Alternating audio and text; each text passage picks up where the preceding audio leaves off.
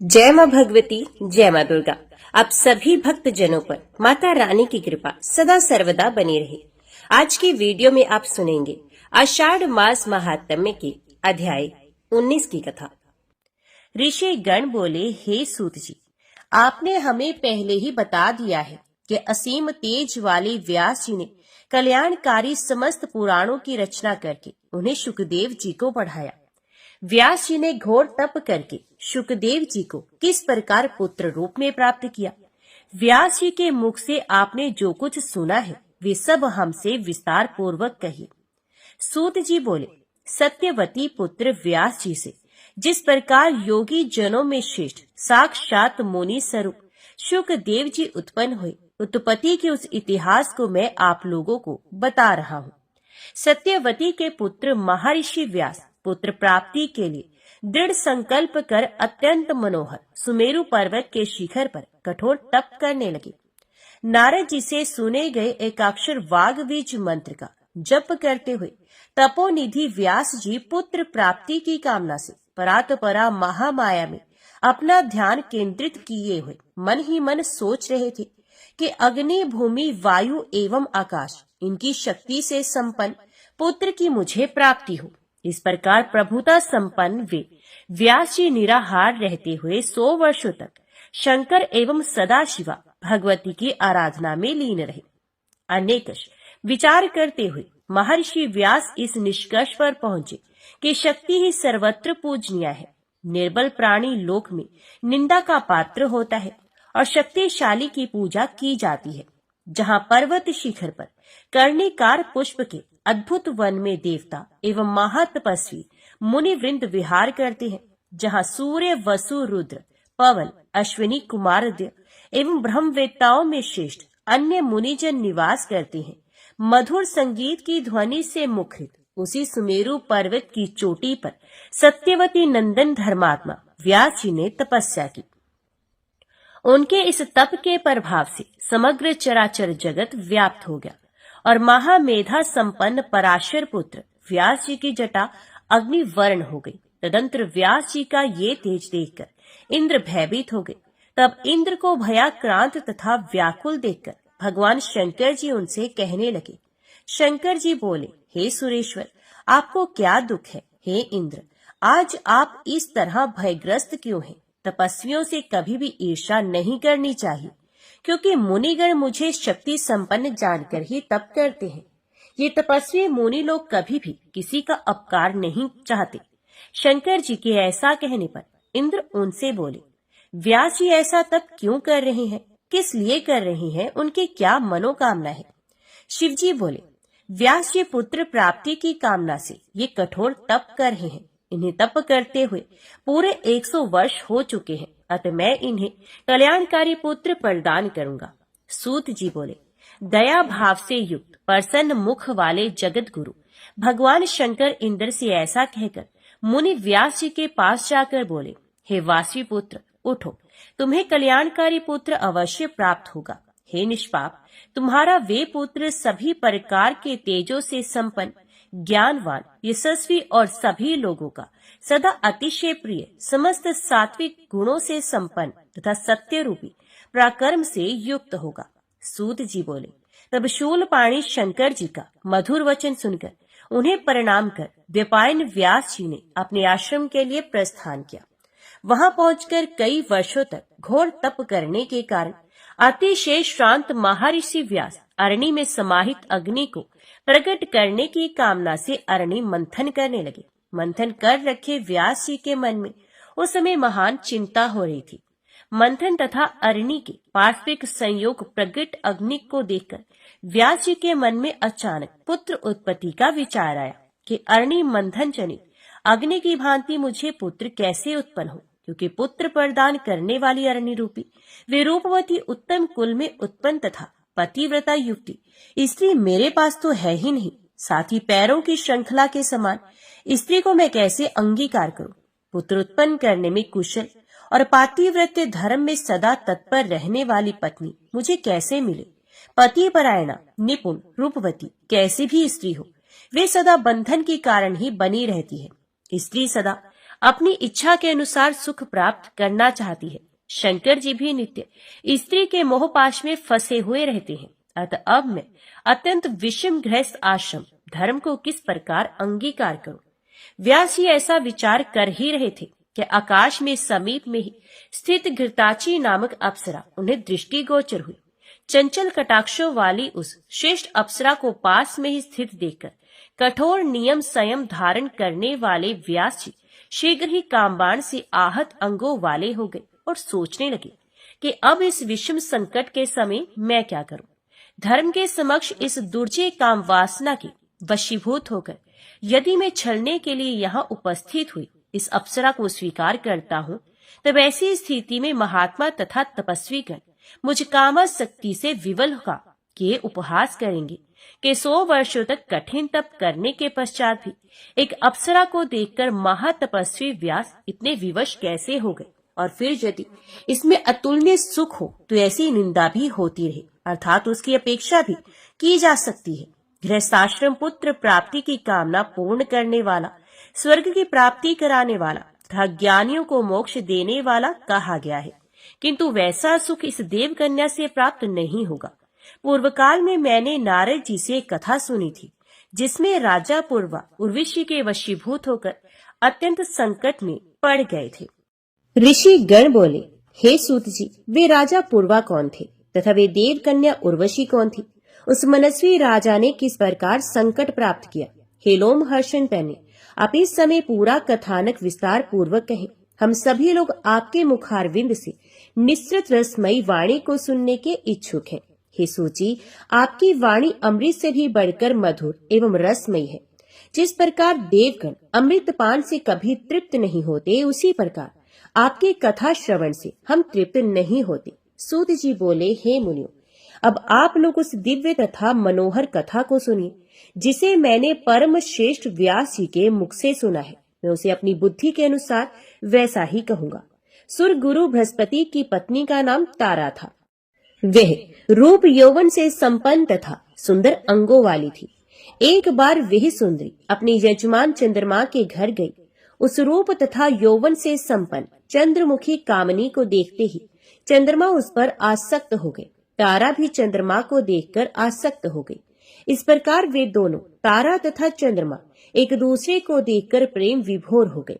वे दोनों प्रेमोन्त एक दूसरे को चाहने की इच्छा से युक्त हो विहार करने लगे। इस प्रकार उनके कुछ दिन व्यतीत हुए। तब बृहस्पति ने तारा को घर लाने के लिए अपना एक शिष्य भेजा, परंतु वे ना आ सकी। जब चंद्रमा ने बृहस्पति के शिष्य को कई बार लौटाया तो वे क्रोधित होकर चंद्रमा के पास स्वयं चले गए। चंद्रमा के घर जाकर उदारचित बृहस्पति ने अभिमान के साथ मुस्कुराते हुए उस चंद्रमा से कहा, हे चंद्रमा, तुमने ये धर्म विरुद्ध कार्य क्यों किया और मेरी इस परम सुंदरी पत्नी को अपने घर में क्यों रख लिया? हे देव, मैं तुम्हारा गुरु हूँ और तुम मेरे यजमान हो। तब हे मूर्ख, तुमने गुरु पत्नी को अपने घर में क्यों रख लिया? ब्रह्म हत्या करने वाला, स्वर्ण चुराने वाला, मदिरा पान करने वाला, गुरु पत्नी गामी तथा 5वां इन पापियों के साथ संसर्ग रखने वाला, ये महापातकी है। तुम महापापी, दुराचारी एवं अत्यंत निंदनीय हो।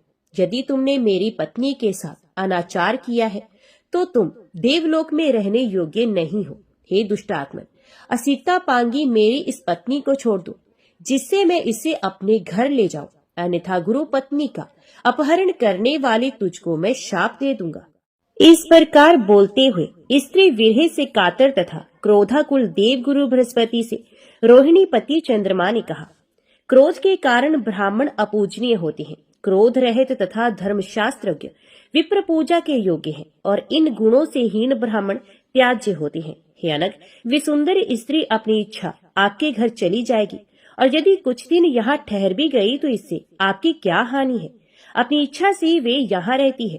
सुख की इच्छा रखने वाली वे कुछ दिन यहाँ रहकर अपनी इच्छा से चली जाएगी। आपने ही तो पूर्व में धर्मशास्त्र के इस मत का उल्लेख किया है कि संसर्ग से स्त्री और वेद कर्म से ब्राह्मण कभी दूषित नहीं होते। चंद्रमा के ऐसा कहने पर बृहस्पति अत्यंत दुखी हुए एवं चिंता मगन होकर शीघ्र ही अपने घर चले गए। कुछ दिन के बाद अपने घर रहकर चिंता से व्याकुल गुरु बृहस्पति पुनः उन औषधिपति चंद्रमा के यहाँ शीघ्र जा पहुंचे। वहां द्वारपाल ने उन्हें भीतर जाने से रोका, तब वे क्रुद्ध होकर द्वार पर ही रुक गए। कुछ देर तक प्रतीक्षा करने पर जब चंद्रमा वहां नहीं आए, तब बृहस्पति अत्यंत क्रुद्ध हो उठे। वे विचार करने लगे, मेरा शिष्य होते हुए भी इसने माता के समान आदरणीय गुरु पत्नी को बलपूर्वक हर लिया है, इसलिए अब मुझे इस अधर्मी को दंडित करना चाहिए। तो बाहर द्वार पर खड़े बृहस्पति ने क्रोध के साथ चंद्रमा से कहा, अरे नीच, अरे पापी, हे देवाधम, तुम अपने घर में निश्चिंत होकर क्यों पड़े हो? मेरी स्त्री शीघ्र मुझे लौटा दो, अन्यथा मैं तुम्हें शाप दे दूंगा। यदि तुम मेरी पत्नी नहीं दोगे तो मैं तुझे अभी अवश्य भस्म कर दूंगा। सूत जी बोले, बृहस्पति के इस प्रकार के क्रोध भरे वचन सुनकर द्विजराज चंद्रमा शीघ्र घर से बाहर निकले और हंसते हुए उनसे बोले, आप इतना अधिक क्यों बोल रहे हैं? सर्व लक्षण संपन्न वे असिता पांगी आपके योग्य नहीं है। हे विप्र, आप अपने समान किसी अन्य स्त्री को ग्रहण कर लीजिए। ऐसी सुंदरी भिक्षुक के घर में रहने योग्य नहीं है। ये प्राय कहा जाता है कि अपने समान गुण संपन्न पति पर ही पत्नी का प्रेम स्थिर रहता है। अपनी इच्छा अनुसार अब आप चाहे जहाँ चले जाए, मैं इसे नहीं दूंगा। आपका शाप मेरे ऊपर नहीं लग सकता। हे गुरु, मैं ये रमणी आपको नहीं दूंगा। अब आप जैसा चाहे वैसा करें। चंद्रमा के ऐसा कहने पर देवगुरु बृहस्पति रुष्ट होकर चिंता में पड़ गए और वे कुपित हो शीघ्रता से इंद्र के भवन में चले गए। वहां स्थित देवगुरु बृहस्पति को दुख में देखकर इंद्र ने पादम, अर्घ्य तथा आचमनीय आदि उनकी विधिवत पूजा करके बैठाया। जब बृहस्पति आसन पर बैठकर स्वस्थ हो गए, तब परम उदार इंद्र ने उनसे पूछा, हे महाभाग, आपको कौन सी चिंता है? हे मुनिवर, आप इतने शोकाकुल किस लिए हैं? मेरे राज्य में आपका अपमान किसने किया है? आप मेरे गुरु हैं अतः हमारी सारी सेना एवं लोकपाल सभी आपके अधीन हैं। ब्रह्मा, विष्णु, रुद्र तथा अन्य देवता भी आपकी सहायता करेंगे। आपको कौन सी चिंता है? इस समय उसे बताइए। बृहस्पति जी बोले, चंद्रमा ने मेरी सुंदर नेत्रों वाली पत्नी तारा का हरण कर लिया और वे दुष्ट मेरे बार बार प्रार्थना करने पर भी उसे लौटा नहीं रहा। हे देवराज, अब मैं क्या करूं? अब तो केवल आप ही मेरी शरण है। हे शतक्रतु, मैं अत्यंत दुखी हूँ। हे देवेश, आप मेरी सहायता कीजिए। इंद्र बोले, हे धर्मात्मा, आप शोक न करें। हे सुव्रत, मैं आपका सेवक हूँ, आपकी पत्नी को अवश्य ला कर दूंगा। यदि दूत भेजने पर भी वे मधुमत चंद्रमा आपकी स्त्री को नहीं देगा, तो देव सेनाओं सहित मैं स्वयं युद्ध करूंगा। इस प्रकार गुरु बृहस्पति को आश्वासन देकर इंद्र ने अपनी बात को सही ढंग से कहने वाले विलक्षण तथा वाक्पटु दूत को चंद्रमा के पास भेजा। शीघ्र ही वे चतुर्दूत चंद्रलोक गया और रोहिणी पति चंद्रमा से ये संदेश वचन कहने लगा, हे महाभाग, हे महामते, इंद्र ने आपसे कुछ कहने के लिए मुझे भेजा है, अतः उनके द्वारा जो कुछ कहा गया है वही ज्यों का त्यों मैं आपसे कह रहा हूँ। हे महाभाग, हे सुव्रत, आप धर्मज्ञ हैं, जानते हैं तथा धर्मात्मा अत्रि मुनि आपके पिता है। नीति अतएव आपको कोई ऐसा कार्य नहीं करना चाहिए जिससे आप निंदनीय हो जाएं। आलस्य रहित होकर यथाशक्ति अपनी स्त्री की रक्षा सभी प्राणी करते हैं, अतः इस तारा के लिए बड़ा कलह होगा, इसमें संदेह नहीं। हे सुधा निधे, जैसे आप अपनी भार्या की रक्षा हेतु प्रयत्न करते हैं, वैसे वे गुरु बृहस्पति भी अपनी पत्नी की रक्षा के लिए प्रयत्नशील है। आप अपने ही सदृश सभी प्राणियों के विषय में विचार कीजिए। हे सुधा निधि, आपको दक्ष प्रजापति की सुलक्षणों से युक्त 28 कन्याएं पत्नी के रूप में प्राप्त हैं। आप अपने गुरु की पत्नी को पाने की इच्छा क्यों रखते हैं? स्वर्गलोक में मेनका आदि अनेक मनोरम अप्सराएं सर्वदा सुलभ है, तब उनके साथ स्वेच्छा पूर्वक विहार कीजिए और गुरु पत्नी तारा को शीघ्र ही लौटा दीजिए।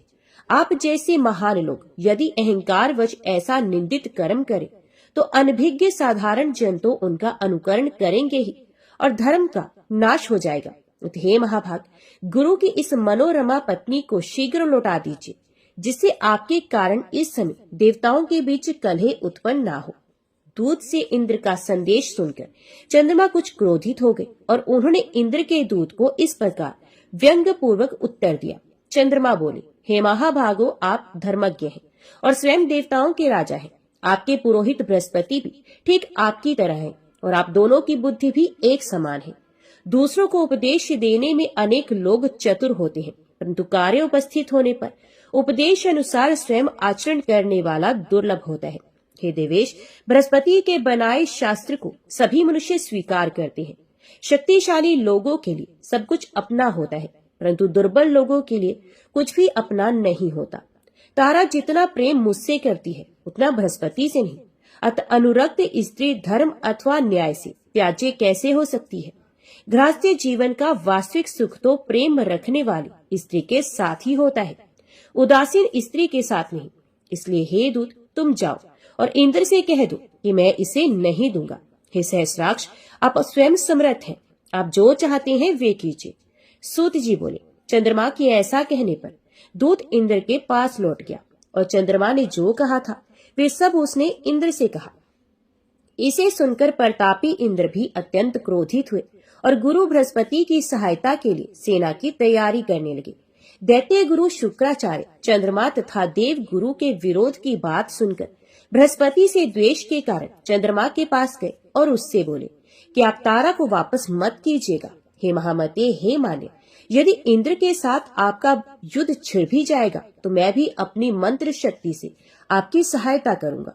गुरु पत्नी से अनाचार की बात सुनकर और शुक्राचार्य को बृहस्पति का शत्रु जानकर शिवजी भी बृहस्पति की सहायता के लिए तैयार हो गए। तब तारकासुर के साथ हुए युद्ध की भांति देव दानवों में संग्राम छिड़ गया। ये युद्ध बहुत वर्षों तक चलता रहा। देव दानवों का ये संग्राम देखकर प्रजापति ब्रह्मा जी हंस पर सवार होकर उस कलेश की शांति के लिए रणस्थल में शीघ्र पहुंचे। तब ब्रह्मा जी ने चंद्रमा से कहा कि तुम गुरु बृहस्पति की पत्नी को लौटा दो, नहीं तो भगवान विष्णु को बुलाकर मैं तुम्हें समूल नष्ट कर दूंगा।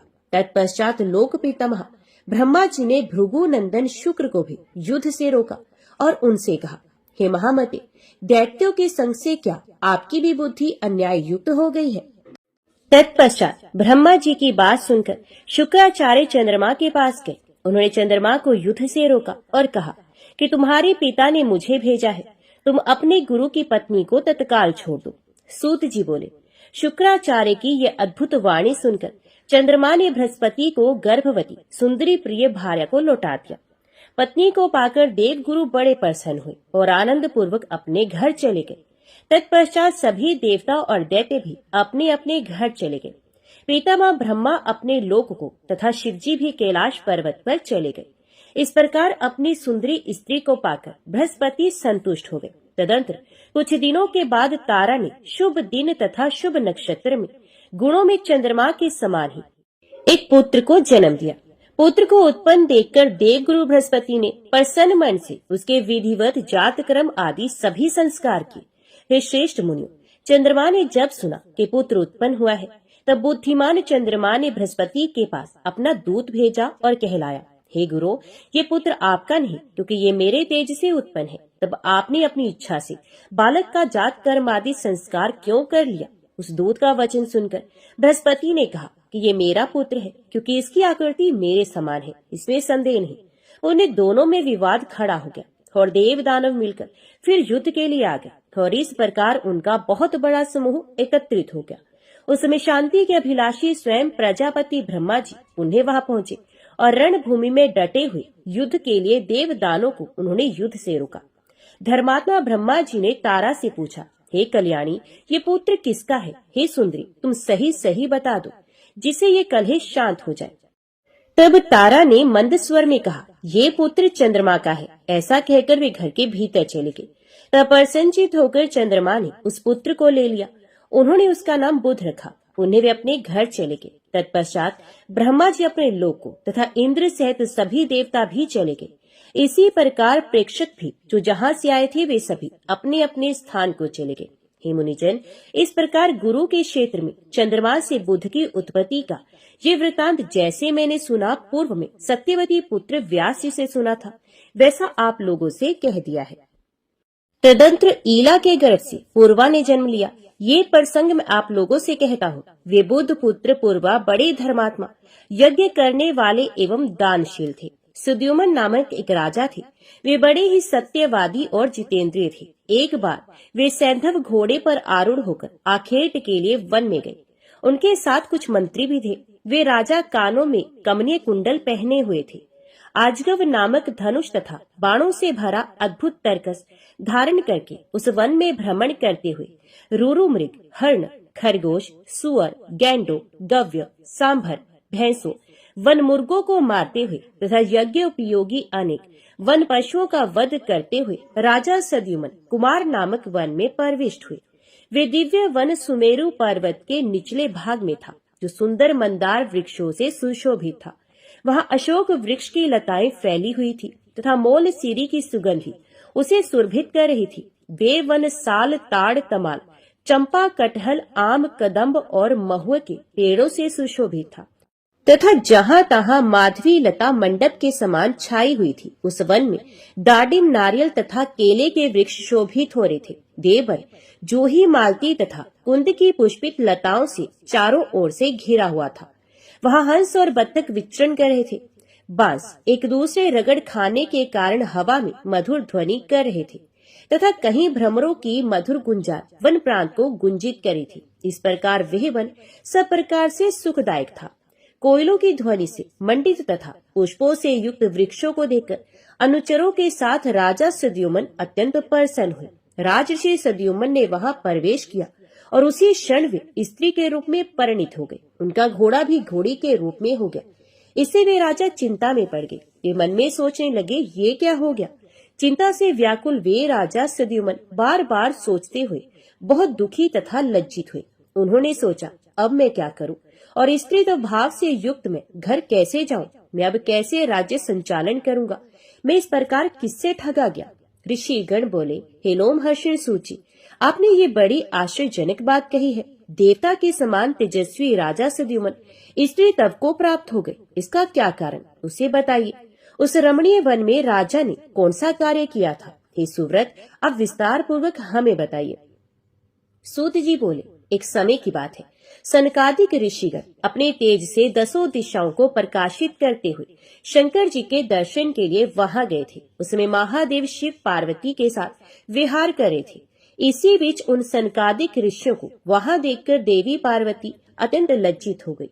वे अति माननी पार्वती कांपती हुई लज्जित होकर अलग खड़ी हो गई। सनकादिक मुनि भी शिव एवं पार्वती को विहार करते देखकर वहां से तत्काल लौटकर नर नारायण के आश्रम पर चले गए। भगवान शिव अपनी प्रिय पत्नी को लज्जित देखकर कहने लगे, तुम इस प्रकार लज्जित क्यों हो रही हो। तुम्हारे सुख का उपाय मैं अभी करता हूँ। हे वरानने, आज से जो कोई भी पुरुष इस वन में भूल से भी आएगा वे स्त्री हो जाएगा। उन शिवजी ने वन को ऐसा शाप दे दिया, इसे जो लोग जानते हैं वे उस दोषपूर्ण उन वन का पूर्णतः परित्याग कर देते हैं। वे सद्युमन भी अज्ञानवश सचिवों के साथ उस वन में चले गए, जिससे वे अपने सचिव आदि से स्त्री हो गए। इसमें शंका का कोई कारण नहीं। चिंताकुल होने के कारण राजा सद्युमन लज्जावश घर नहीं गए और उस वन प्रदेश से बाहर इधर उधर घूमने लगे। स्त्री तब प्राप्त होने पर उन महात्मा का नाम ईला पड़ गया। इस प्रकार स्त्री रूप में घूमते हुए एक दिन चंद्रमा के युवा पुत्र बुध से उनकी भेंट हो गई। अनेक स्त्रियों के साथ भ्रमण करती हुई उस हाव भाव में युक्ति रमणी को देखकर चंद्रमा के पुत्र भगवान बुध उस पर मोहित हो गए। ये रमणी भी उन चंद्रपुत्र बुध को अपना पति बनाने के लिए आकुल हो उठी। इस प्रकार परस्पर अनुराग के कारण कुछ दिनों में उन दोनों का संयोग हो गया। उस चंद्रपुत्र बुध ने ईला के गर्भ से पूर्वा नामक शेष चक्रवर्ती पुत्र को उत्पन्न किया। पुत्र का जन्म देकर वे ईला वन में ही रहने लगी तथा चिंतातुर हो उसने अपने कुलाचार्य मुनि श्रेष्ठ वशिष्ठ जी का स्मरण किया। ईला के स्मरण करते ही वशिष्ठ जी वहां आए। सद्युमन की ये दशा देखकर उन्हें बड़ी दया आई। तब उन्होंने समस्त लोक का कल्याण करने वाले महादेव शिव को प्रसन्न किया। वशिष्ठ जी पर प्रसन्न होकर भगवान शंकर ने उन्हें मनोवांछित वर प्रदान किया। वशिष्ठ जी ने प्रिय राजा सद्युमन के पुण्य पुरुष होने के लिए प्रार्थना की। शिव जी ने अपना वचन सत्य करते हुए कहा, हे ऋषि, आज से राजा सद्युमन 1 मास पुरुष और 1 मास स्त्री बने रहेंगे। इस प्रकार वरदान पाकर राजा सद्युमन उन्हें अपने घर आ गए। वे धर्मात्मा वहां वशिष्ठ जी की कृपा से राज्य करने लगे। वे जब स्त्री के रूप में रहते तब अंतपुर में रहते और जब पुरुष रूप में रहते तब राज्य करते, परंतु इस कारण उनकी प्रजा उनसे उद्विग्न होकर राजा के रूप में उनका अभिनंदन नहीं करती थी। कुछ समय के बाद जब राजकुमार पूर्वा युवक हो गए तब महाराज सद्युमन उसे प्रतिष्ठानपुर का राज्य सौंपकर वन में चले गए। अनेक प्रकार के वृक्षों से सुंदर लगने वाले उस वन में रहते हुए राजा सद्युमन ने देवर्षि नारद जी से सर्वोत्तम नवाक्षर नवारण मंत्र की दीक्षा ली और अत्यंत श्रद्धा भक्ति के साथ मन लगाकर वे उस मंत्र का जप करने लगे। तदंतर भक्तों का उद्धार करने वाली जगत जननी भवानी शिवा ने सगुण रूप धारण करके उन्हें प्रत्यक्ष दर्शन दिया। उसमें मनोरम तथा दिव्य स्वरूप वाली भगवती सिंह पर सवार होकर उनके समक्ष खड़ी हो गई। उनके नेत्र मद से परिपूर्ण थे। ऐसी दिव्य रूप धारणी श्री दुर्गा देवी को अपने सामने देखकर स्नेह भरे नेत्रों वाले ईला रूपी राजा सद्युमन प्रेम पूर्वक सर नवाकर उनकी स्तुति करने लगे। ईला ने कहा, हे भगवती, आपका जगत प्रसिद्ध वे दिव्य रूप जो संसार के लिए कल्याणकारी है मैंने देखा है। हे जननी, सूर समूह से सेवित आपके भुक्ति मुक्ति प्रदायक चरण कमल की मैं वंदना कर रही हूँ। हे अम्बा, इस संसार में कौन मनुष्य आपको संपूर्ण रूप से जान सकता है, जबकि मुनि एवं देवगण भी उसे देखकर विमोहित रहते हैं। हे देवी, आपके संपूर्ण ऐश्वर्य तथा मुझ जैसी अकिंचर पर दया, ये सब देखकर मुझे आश्चर्य हो रहा है। हे माता, जब शिव विष्णु ब्रह्मा इंद्र सूर्य कुबेर अग्नि वरुण वायु चंद्रमा तथा अष्ट वसु भी आपके प्रभाव को नहीं जानते, तब भला गुण रहित मनुष्य आपके गुणों को कैसे जान सकता है। हे अम्बा, यद्यपि परम तेजस्वी भगवान विष्णु आपको समुद्र से उत्पन्न सब प्रकार के मनोरथों को सिद्ध करने वाली साक्षात सात्विकी शक्ति स्वरूपा लक्ष्मी के रूप में समझते हैं। ब्रह्मा भी आपको राजसी शक्ति स्वरूपा सरस्वती तथा शिवजी आपको तामसी शक्ति स्वरूपा महाकाली के रूप में जानते हैं। तथापि हे अंबिके, वे भी आपकी दिव्य शक्ति को भलीभांति नहीं जानते। हे भवानी, कहाँ तो अत्यंत मंद बुद्धि में और कहाँ अमित महिमाशाली तथा अमोघ प्रभाव वाला मुझ पर आपका अनुग्रह। मैं आपके कारुणिक चरित्र को जानती हूँ, जो कि आप भक्ति भाव युक्त सेवकों पर सर्वदा दया करती हैं। यद्यपि कमल वन में वास करने वाली कमला होकर आपने भगवान विष्णु को पति के रूप में वर्ण किया है, तथापि हे मधुसूदन, आनंददायक व्यवहार नहीं करते। वे आदि पुरुष विष्णु आदि शक्ति स्वरूपा आपके पवित्र हाथों से अपना पाद संवाहन कराकर अपने चरणों को शुभ तथा पवित्र करते हैं। वे पुराण पुरुष भगवान विष्णु भी प्रसन्न होकर आपके चरणों का आघात वैसे ही चाहते हैं जैसे अशोक वृक्ष अपनी वृद्धि के लिए चाहता है। ये सुंदर चरित्र वाली देवी, अब विष्णु के विशाल शांत एवं भूषणों से विभूषित वक्षस्थल रूपी शैया पर सर्वदा निवास करती हैं। उस समय ऐसा जान पड़ता है मानो सुंदर श्याम मेघ में बिजली जगदीश्वर होते हुए भी क्या चमक रही है, तब आपके वाहन नहीं बन जाते। हे अम्बा, यदि क्रोधित होकर आप उनको त्याग दे तो वे भगवान विष्णु अपूजित और शक्तिहीन होकर कुछ नहीं कर पाएंगे, क्योंकि लोक में भी देखा जाता है कि श्रीहीन गुण रहित एवं उदासीन पुरुष को उनके कुटुंबी जन भी त्याग देते हैं। क्या ब्रह्मादि देवगण भी किसी समय नहीं थे जो दिन रात आपके चरण कमलों का ही आश्रय रखते हैं? मैं तो मानती हूँ कि आपने ही उन्हें पुंस तप प्रदान किया है। अतः हे अनंत पराक्रमशालिनी, मैं आपकी शक्ति का क्या वर्णन कर सकती हूँ। आप ना तो स्त्री है ना पुरुष, ना निर्गुण है ना सगुण, ऐसी मेरी धारणा है। अतः आप जैसी भी हो, उन आपको मैं भक्ति पूर्वक बार बार प्रणाम करती हूँ। आप माता से मैं यही प्रार्थना करती हूँ कि आप में मेरी अचल भक्ति बनी रहे। सूत जी बोले। इस प्रकार स्तुति करके राजा सद्युमन उनके शरणागत हुए और भगवती ने भी अत्यंत संतुष्ट होकर उन्हें अपनी सायुज्य मुक्ति प्रदान की। तब उन देवी की कृपा से सद्युमन ने मुनियों के लिए भी अति दुर्लभ शाश्वत परम पद को प्राप्त किया। सद्युमन के दिवंगत हो जाने पर प्रजानुरंजन में तत्पर गुणी एवं सुंदर महाराज पूर्वा राज्य करने लगे। उस रमणीय प्रतिष्ठानपुर में सर्वधर्मज्ञ तथा प्रजा की रक्षा में तत्पर राजा पूर्वा ने सभी के द्वारा आदरणीय राज्य किया। उनकी राज्य मंत्रणा अच्छी तरह से गुप्त रहती थी और उन्हें दूसरे राज्यों की मंत्रणाओं का भलीभांति ज्ञान रहता था। उनमें सर्वदा उत्साह शक्ति एवं उत्तम प्रभु शक्ति विद्यमान थी।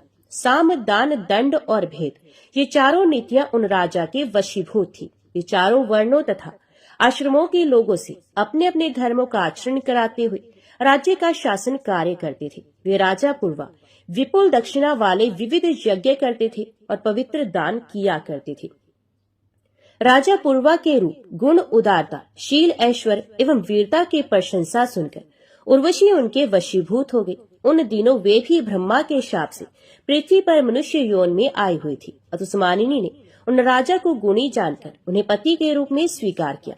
वे वीरांगना इस प्रकार की शर्त रखकर वहीं रहने लगी। उसने कहा, हे राजन, ये दोनों भेड़ के बच्चे मैं आपके पास धरोहर के रूप में रखती हूँ। हे मानद, आप इनकी रक्षा करें। हे इंद्र, दूसरी शर्त है कि मैं केवल घी ही खाऊंगी और कुछ नहीं। हे महाराज, तीसरी शर्त है, मैं सहवास के अतिरिक्त किसी दूसरे समय में आपको कभी वस्त्रहीन अवस्था में ना देखूं। हे राजन, यदि आप इन कही गई शर्तों को भंग करेंगे तो मैं उसी समय आपको छोड़कर चली जाऊंगी।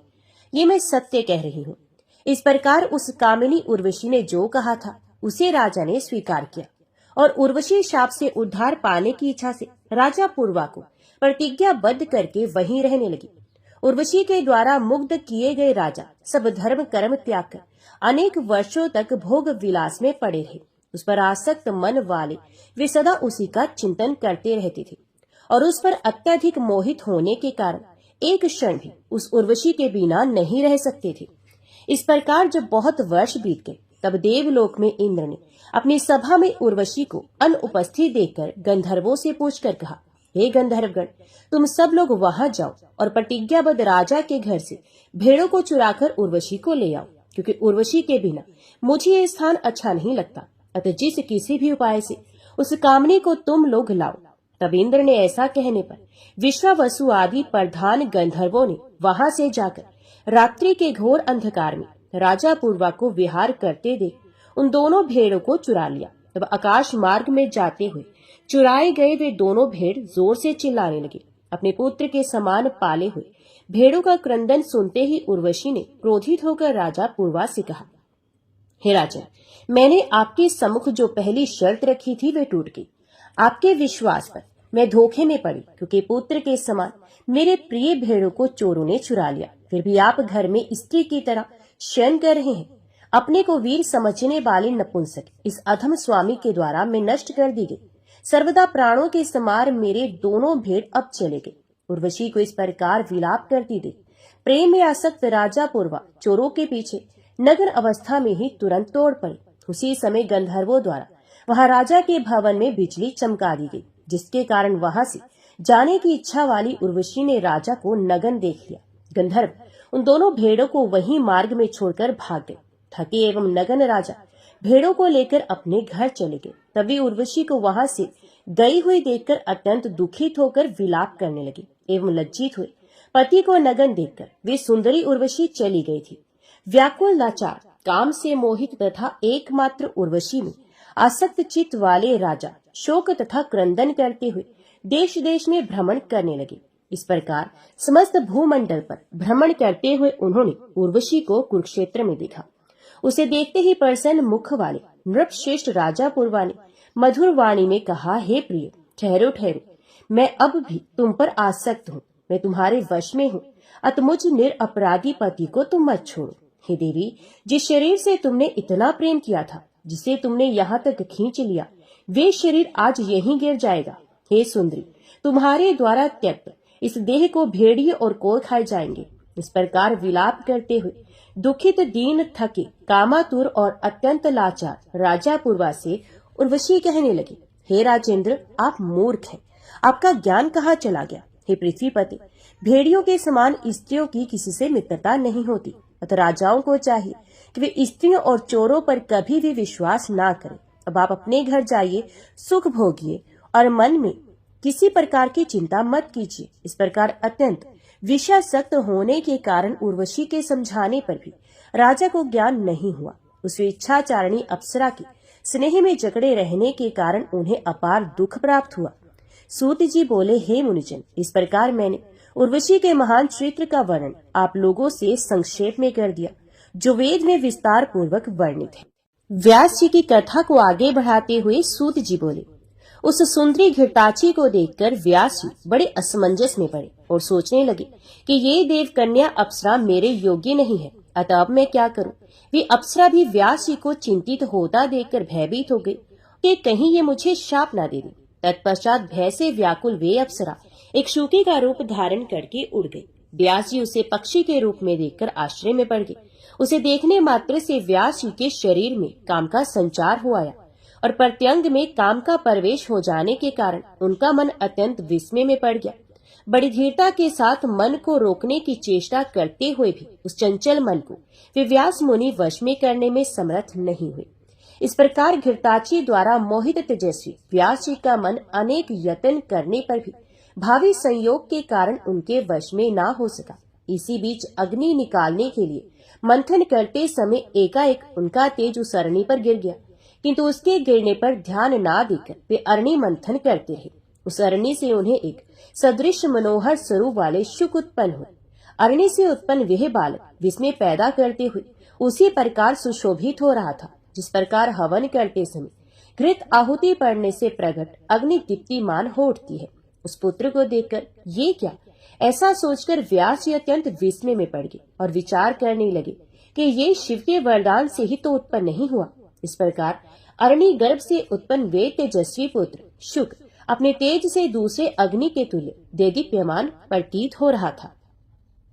व्यास जी ने दिव्य देहधारी द्वितीय ग्राहपत्य अग्नि के समान तेजस्वी पुत्र को बड़ी प्रसन्नता से देखा और पर्वत से नीचे उतरकर गंगा जल से उसको नहलाया। हे तपस्वियों, उस समय आकाश से उस शिशु के ऊपर पुष्पों की वर्षा होने लगी।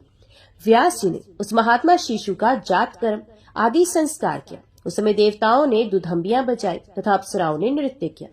उस बालक के दर्शन की लालसा वाले विश्वावसु, नारद, तुम्बरु आदि सभी गंधर्व राज प्रसन्न होकर शुक के जन्म पर गान करने लगे। सभी देवता तथा विद्याधर भी अरणी के गर्भ से उत्पन्न उस दिव्य व्यास पुत्र को देखकर प्रसन्नता पूर्वक स्तुति करने लगे। हे द्विजोत्तम, उसी समय शुकदेव जी के लिए आकाश से दिव्य दंड, कमंडलू और शुभ कृष्ण मृग चन पृथ्वी पर आ गिरे। उत्पन्न होते ही वे अति तेजस्वी शिशु शीघ्रता पूर्वक बड़ा हो गया। तब वैदिक विधान के मर्मज्ञ व्यास जी ने उनका उपनयन संस्कार भी कर दिया। उत्पन्न होते ही रहस्यों तथा संग्रहों सहित सभी वेद उन महात्मा के समक्ष वैसे ही उपस्थित हो गए जैसे उसके पिता व्यास जी में विद्यमान थे। अरणी मंथन के समय मुनि श्रेष्ठ व्यास जी ने घृताची अप्सरा को शुकी के रूप में देखा था, इसलिए उन्होंने इस बालक का नाम शुक रख दिया। व्यास सुत शुकदेव ने बृहस्पति को अपना आचार्य मानकर विधिवत ब्रह्मचर्य व्रत धारण किया। गुरुकुल में निवास कर रहस्यों तथा संग्रहों से सभी वेदों तथा धर्म शास्त्रों का अध्ययन करके तदंतर गुरु को दक्षिणा देकर ये शुकदेव मुनि अपने पिता व्यास जी के पास आ गए। शुकदेव को आया देखकर व्यास जी ने शीघ्रता के साथ प्रसन्नता पूर्वक उठकर बारंबार उनका आलिंगन किया और उनका सर सूंघा। परम पवित्र व्यास जी ने शुकदेव जी के कुशल क्षेम तथा अध्ययन के विषय में पूछा तो उन्हें आश्वस्त करके अपने पावन आश्रम में रख लिया। तत्पश्चात व्यास जी शुकदेव जी के विवाह के विषय में सोचने लगे। एक दिन परम तेजस्वी व्यास जी ने शुकदेव जी से किसी सुंदर मुनि कन्या की चर्चा की। उन्होंने अपने पुत्र शुकदेव से कहा, हे पवित्र आत्मा, तुमने वेद तथा सभी धर्म शास्त्रों का अध्ययन कर लिया है। अथे महामते, अब तुम विवाह कर लो और गृहस्थ आश्रम में रहकर देवताओं और पितरों का यजन करो। और हे पुत्र, तुम सुंदरी स्त्री को स्वीकार कर मुझे भी ऋण से मुक्त करो।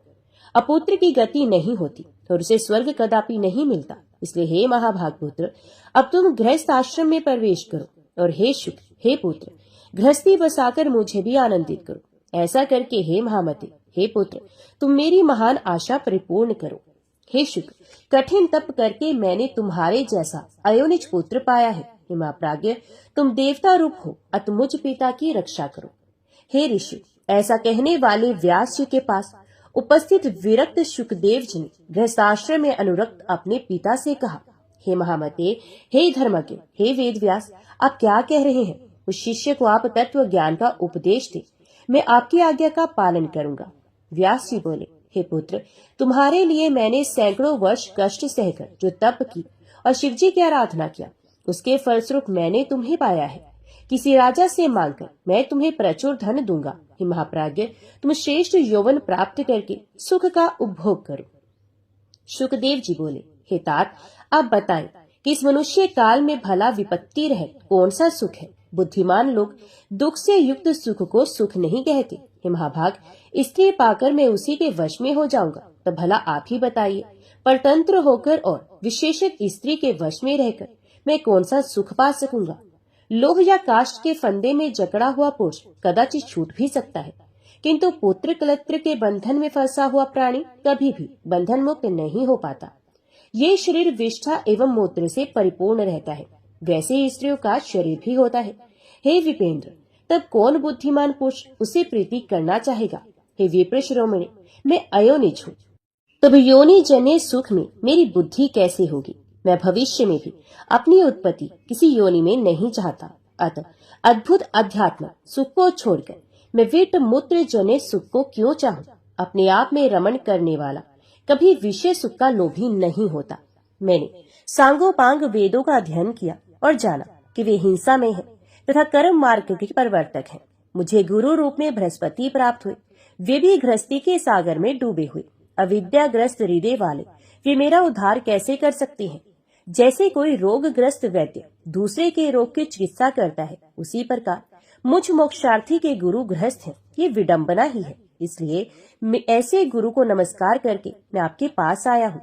अब आप तत्व ज्ञान का उपदेश देकर मेरी रक्षा कीजिए, क्योंकि मैं इस संसार रूपी सर्प से अत्यंत भयभीत हूँ। इस महाभयंकर संसार चक्र में प्राणी मात्र को सर्वदा नक्षत्रों की भांति चक्कर काटना पड़ता है और सूर्य की भांति दिन रात उन्हीं में कभी विश्राम करने का अवसर नहीं मिलता। हितात, इस संसार में आत्म ज्ञान को छोड़कर कौन सा सुख है। मूढ़ जनों को सुख की वैसी ही प्रतीति होती है जैसी विष्ठा के कीड़ों को विष्ठा में होती है।